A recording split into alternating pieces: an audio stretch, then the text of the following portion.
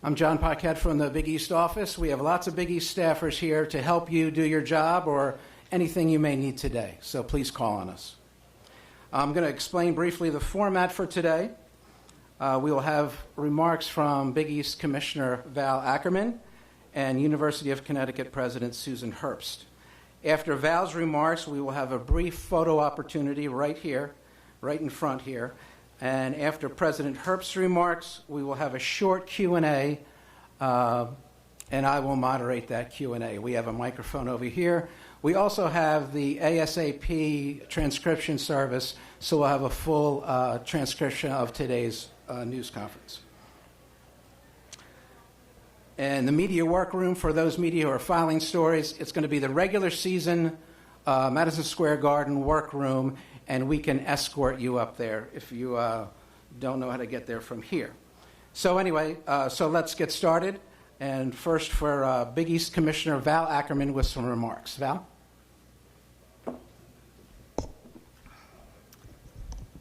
Great. Thanks so much, John. And hi, everybody. Thanks so much for coming today. I want to start off by thanking our good friend Joel Fisher, Executive Vice President here at Madison Square Garden, the longtime home of the Big East Men's Basketball Tournament, for making this great space available to us today for this very, very special announcement. It was 40 years ago, plus just about a month, that Dave Gavitt and Mike Tranghese and a group of their colleagues announced to the world that a new basketball super conference was being formed with 7 charter members representing the most prestigious basketball schools in the East. Since that historic moment in May of 1979, the Big East journey has been one of many twists and turns. There have been highs, there have been lows, there have been comings and goings, colorful coaches, hard-fought competition, enduring rivalries, magic and unforgettable moments in this building, and fan passion and loyalty that's matched the avidity of any group of fans anywhere. It's been a remarkable 40-year march for the conference, to say the least.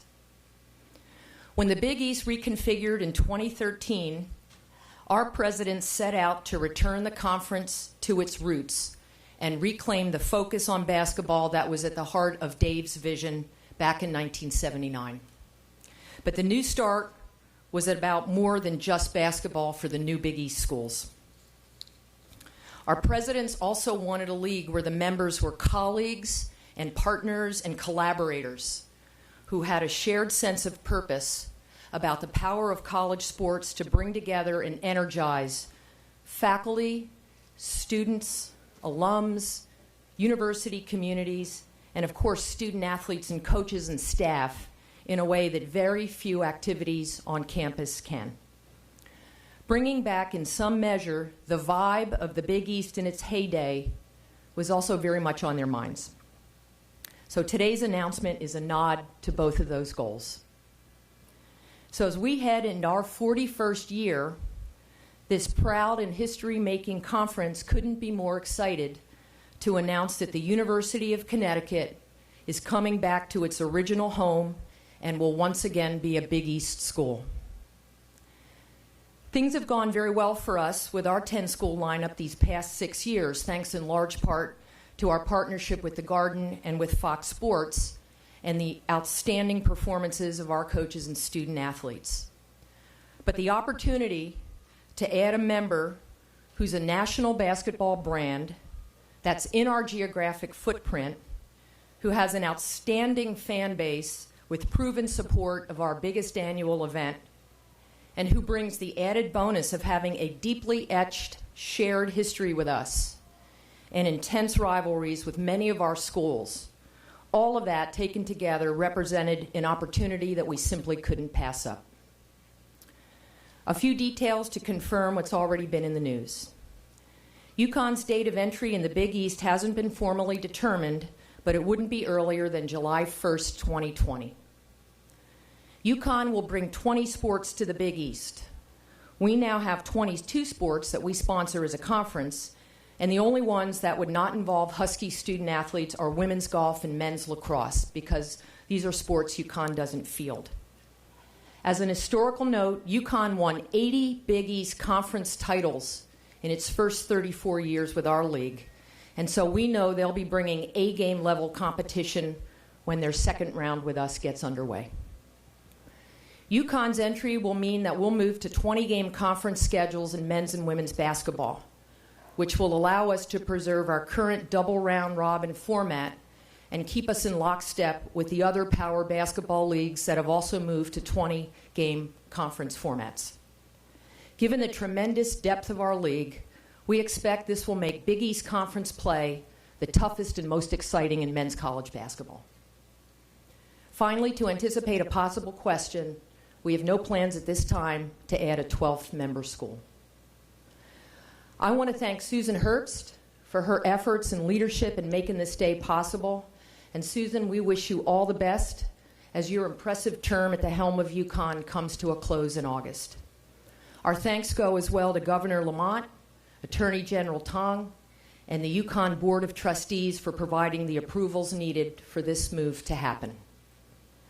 We've had the pleasure of meeting incoming UConn President Tom Katsouleas, and we very much look forward to launching with him a long and exciting partnership that we know will bring great benefits and a new round of athletic successes to both Connecticut and the Big East. I want to thank UConn Director of Athletics Dave Benedict for all of his hard work in bringing us to this moment. Under Dave's oversight, UConn athletics are clearly in great hands, and we look forward to a fruitful working relationship with him, his coaches, and his staff. We're, of course, excited about the prospect of working with Coach Gino Auriemma, who I've had the honor of knowing for many years, and Coach Dan Hurley. We know you'll be great additions to our basketball coaching ranks, and we're very honored to have both of your programs under the Big East umbrella. To all of UConn's coaches, I want to say thank you for everything that you do every single day for your student athletes. We look forward to getting to know all of you, and I pledge to you that we'll do everything that we can at the conference office to support your efforts in developing not just great athletes, but great people who will go on to be proud UConn alums and productive members of society long after their Big East playing days are over. I'd be remiss if I didn't acknowledge Frank Saviano and Joe Lassesi from the law firm of Proskauer Rose for representing us so capably in this exciting matter, and to Steve Greenberg and Allen and Company for their valuable advice and counsel to our board during this process. To Husky Nation and whatever part of it may be watching, thanks in advance for all your support of our teams, and if history is any guide, we know that you're going to make our men's basketball tournament here at the world's most famous arena, which we think is already the best event of its kind in the sports world, that much better, and help it remain a can't-miss happening every March here in New York City. So Susan and the Huskies, with that, let's make it official. On behalf of our presidents, welcome back to the Big East Conference.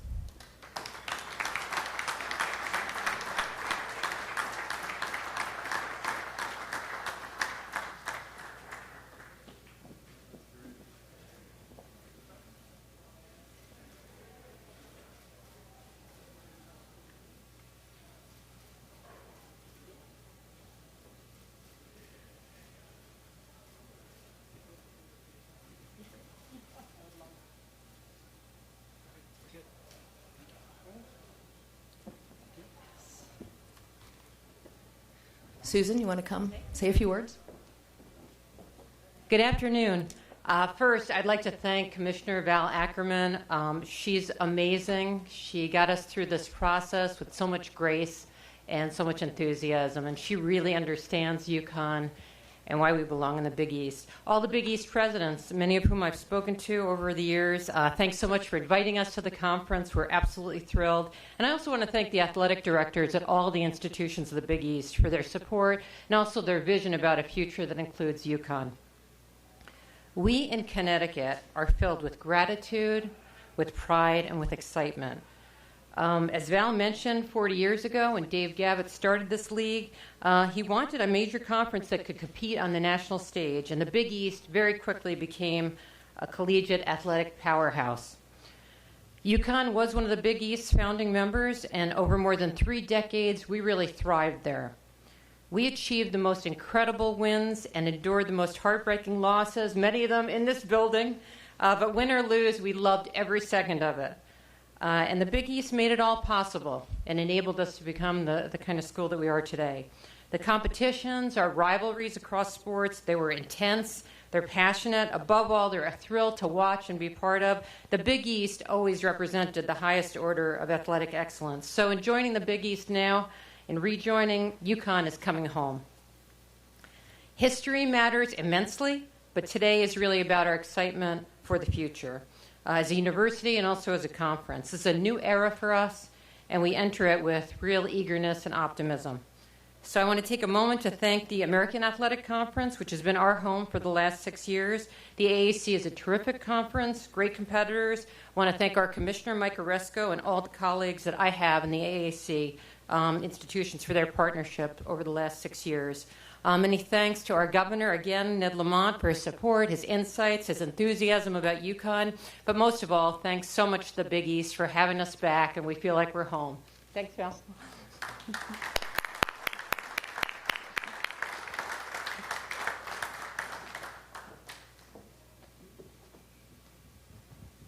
Okay, we'd like to do a short Q&A if we can, and if you want to raise your hands for questions, please state your name and affiliation. And if you're close to the microphone over here, that'd be great if you could use it because we have our transcription service working on it. Let's go, Josh. You go first.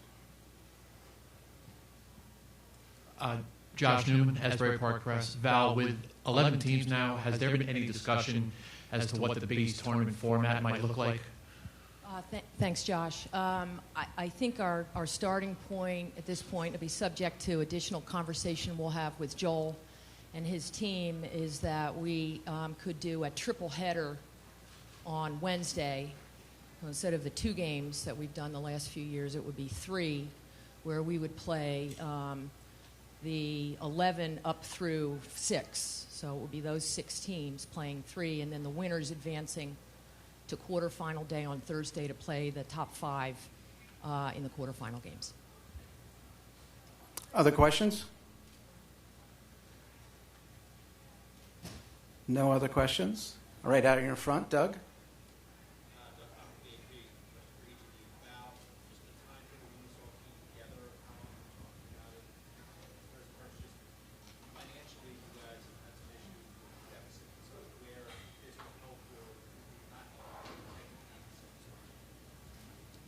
So maybe I'll start. Doug asked about the timetable and then had a question for Susan. So this really came together after the basketball season is when our talks really got going. And, quickly became apparent that there was mutual interest. And I would say over the last couple of weeks in particular, there's really been an acceleration. That's a lot of things came together, had to, in order for this to happen in terms of the approval of our board and the contract that we've signed, of course, the processes that needed to take place at Connecticut's end. But it's really, Doug, been probably the last couple of months. Thanks. So, yeah, we do have a deficit in our athletics department, as do most institutions in the country. And I do see it as an investment more than a deficit. In any case, we're always working on cutting costs. Initially, we have more costs because we have to pay our entrance fee, and we'll have some work to do with the American. But this is about the long term and our long-term future. And over the long term, because of the travel changes, we're going to save a couple $1 million a year because the schools are easier to get to than they are in the American. So there's that. We have already, since Friday or Saturday when it started coming out that we were talking with the Big East, our season ticket sales are already way up in men's and women's basketball. So we'll see that. And of course, our donors who are always engaged and always excited, they are re-energized like you wouldn't believe. So through those kind of things, through more revenues, ticket sales, donors, decreased travel, and then our continuing work on efficiencies, we're not worried about that at all, but it's about the long term. Any other questions? Okay, that almost, oh, here we go, Zach. Zach Braziller, New York Post. You want me to introduce you, Zach?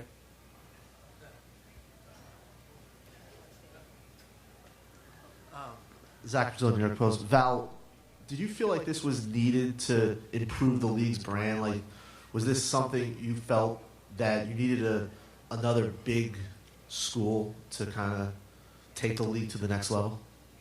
You know, Zach, I will tell you, we've not been aggressively pursuing expansion. I mean, the 10 school configuration for us has worked out, I think, better than anybody expected, including people in our league. You know, on the men's basketball side, I think the proof is in what our schools have been able to do in tournament play, 2 national championships to show for it, with the great work done by Jay Wright and the Wildcats. So we were actually, we thought, sitting pretty for a while. We were settling in to the 10-team New Big East. But as I said, you know, when this opportunity presented itself to readmit a charter member who has as blue blood a basketball pedigree as anybody, who's down the road with a great fan base, and as I said in my remarks, you know, with this shared history, you know, with this league that has survived everything, you know, in the last 40 now, easing into 41 years, it was just something we felt we had to capitalize on. You know, as I said, I don't expect to go beyond this at this point, but you never know what the future holds.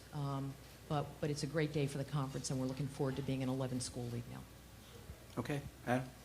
Hey, Val. Adam Zagoria from Forbes. Can you just talk about what this means for the Fox deal going forward and any other TV deals, including SNY? Well, thanks, Adam. You know, Fox controls all Big East TV rights. We're in the middle of a long-term deal with them that goes for another 6 years. They've been outstanding partners. The way the contract works, all Big East home sporting events belong to Fox. So that means that home contests from Connecticut will all move to Fox, and then it really is up to Fox to decide, you know, what they want to do with, for example, sub-licenses. Some of you may have seen they recently renewed a sub-license with CBS Sports. That had been in place for the first 6 years and has now been re-upped. So in addition to our Fox Sports 1, Fox Sports 2 package, there will be a number of Big East games, including men's and women's basketball, on CBS and CBS Sports Network. So that, you know, that's the answer, Adam. We don't know yet. We, you know, once the smoke clears here and we, you know, UConn becomes a member, because that's not, you know, hasn't happened yet, we'll get into discussions with Fox about what the future holds. Thank you, everyone. That almost ends the formal portion of our program, but we are in Madison Square Garden, home of the Big East Tournament, so of course we have a Big East Tournament video. So let's hit it. Madison Square Garden, the home of the Big East Tournament. New York is obviously the great city, the media capital, the tradition of the Garden. The longest running tournament in any one venue. It is a complete sellout. This game is for the Big East Championship. And we're underway from Madison Square Garden. Coach of the Year, regular season, now the tournament championship. Well, where does this magic ride end? Yeah, let me enjoy this. Where does it end? Where does it end? Gotta get one up. Only 4 to go. Taylor in the lane. Up, scoop shot. With Iverson on it, throws one up. Can it get any better than the Big East and Madison Square Garden? And they are on their feet in the world's most famous arena. This is special, guys. I tell these guys to experience the Big East tournament as a player is something that you never forget. I'm so excited for our program, and I'm so glad to be in the greatest arena in America. Foul. McNamara, a three-point run.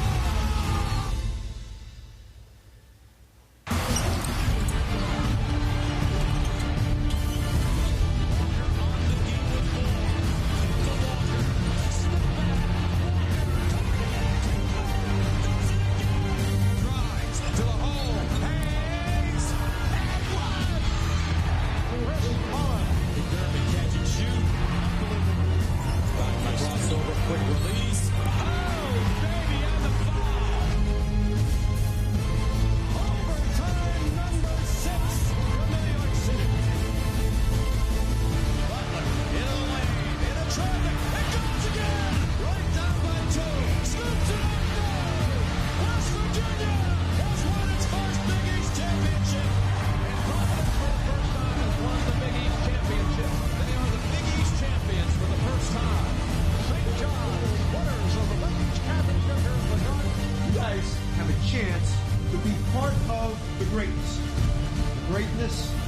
Madison Square Garden.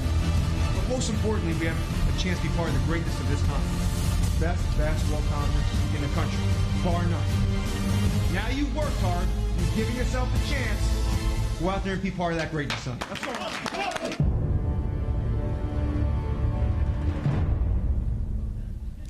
Thanks, everyone. If we could ask the coaches to come up for a photo. We'll have a photo right up front here, Coach Oriem and Coach Hurley. And then we'll have some informal availability. Yeah, let's go on the